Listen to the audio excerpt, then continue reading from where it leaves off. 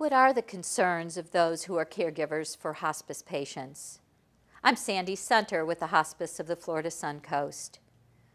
One of the beauties of receiving hospice care is that the hospice team not only cares for a patient, but for those who are providing care as well. That is the hospice way. The caregiver has many responsibilities and roles when they're taking care of a person at the end of life. Their concerns are, number one, that the patient be comfortable and that their symptoms be managed. They also want them to be happy as they can be, certainly with an end-stage illness.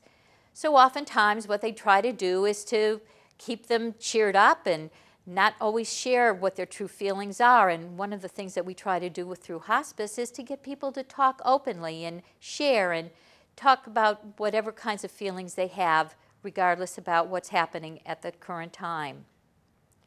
Caregivers are concerned about things such as finances and what's going to happen after the person dies. And again, we provide support and materials and information. They're concerned about, how am I going to know when he or she is at the end of life?